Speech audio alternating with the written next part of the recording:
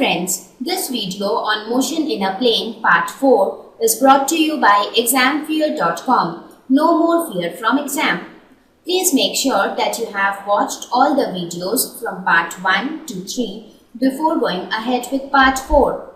Now we'll look at properties of vector arithmetic. So the very first property is vector addition is commutative. What is commutative? As we already know all these properties in case of numbers. So commutative means a number, let us suppose we have two numbers 1 and 2. So commutative property states that 1 plus 2 is equal to 2 plus 1, right? So vector addition is commutative means if we have two vectors A and B, then A plus B, that is the addition of these two vectors, is equal to B plus A.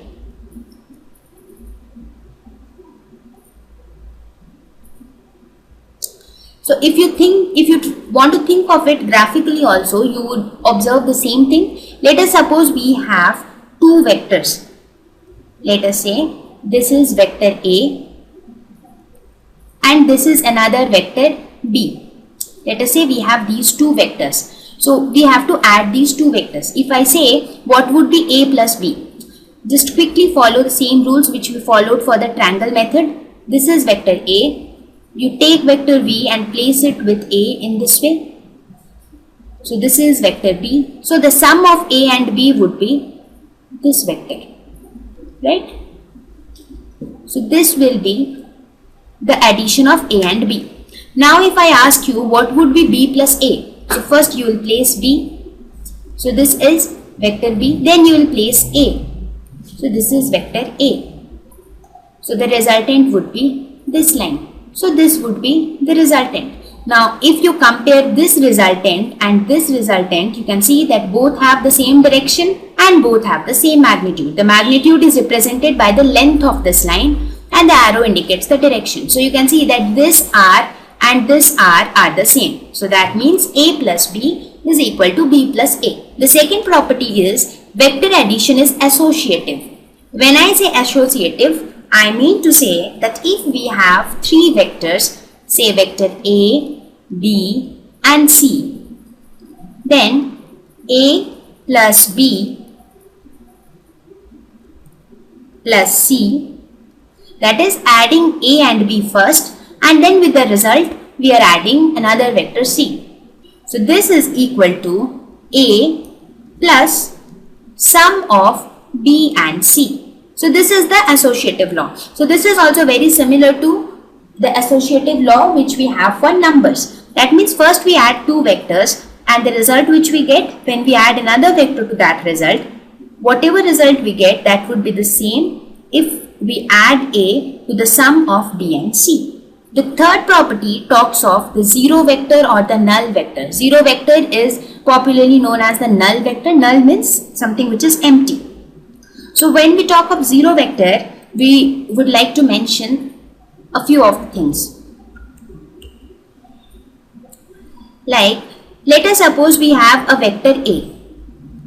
When we add the negative of a vector to the same vector, the result is a zero vector. So these are the scenarios where we get a zero vector. That means a vector A. When I say a vector A, let us suppose this is vector A.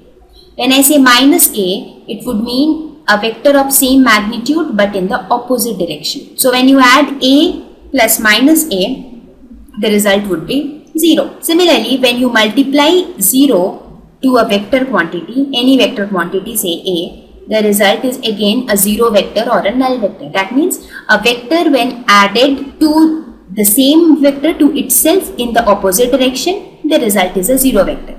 Similarly, when a vector is multiplied by 0, the result is a zero vector.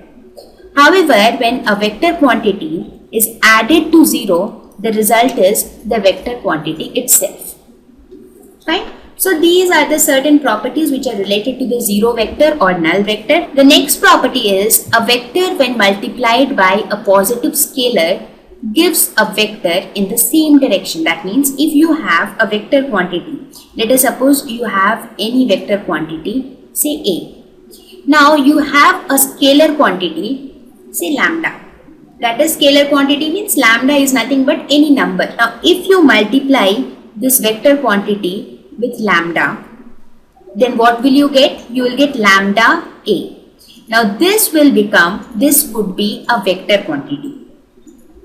So magnitude would be given by lambda A and the direction will be the direction of the vector quantity A. That means whenever a vector quantity is multiplied by a scalar quantity, the result is a vector quantity. The next property states that a vector when multiplied by a negative scalar gives a vector in opposite direction. Now very similar to the previous one, let us suppose we have a vector A and we have a scalar quantity minus lambda. So here instead of lambda we have minus lambda.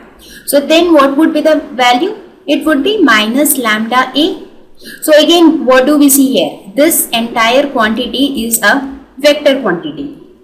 But in this case, the direction would be opposite to the direction of A. That is because of this negative sign. So if you multiply a vector quantity by a scalar quantity, the result would always be a vector quantity. The resulting vector would be in the same direction if the sign is positive. Now if the sign is negative, then the result would be in the opposite direction as that of the previous quantity. So these were some of the properties, some of the basic properties as far as addition, subtraction, multiplication of vector quantities are concerned. Now we'll go ahead and we'll look at the parallelogram law of vector addition. Till now we saw how do we add vectors using the triangle law. So here we'll discuss another law which is known as the parallelogram law, which is quite similar or very much related and very much similar to the triangle law. This is considered equivalent to triangle law of vector addition. Let us suppose we have two vectors A and B, as you can see here. So in parallelogram law, what we do is we draw lines parallel to vector A, we draw line parallel to vector B in such a way that it forms a parallelogram altogether. Right? Now once this parallelogram is formed, we say that the line which joins the two ends of the parallelogram, that means the diagonal which starts from this point which joins A and B, is nothing but the resultant of A and B. That means we say that this resultant vector is the sum of the vectors A and vector B. So in the parallelogram, so if you see it very carefully, this parallelogram law is nothing but we have two vectors, we draw a parallelogram by drawing lines parallel to the two vectors, and we say that the diagonal of the parallelogram is the sum of the two vectors. So these are the two laws which we use in different situations. Depending upon the situations, we use the particular method to add vectors. Now, thank you. Please visit examfear.com to watch free educational videos, try free online tests, get the best quality study materials, study from the best tutors and mentors, and much more. Thank you once again.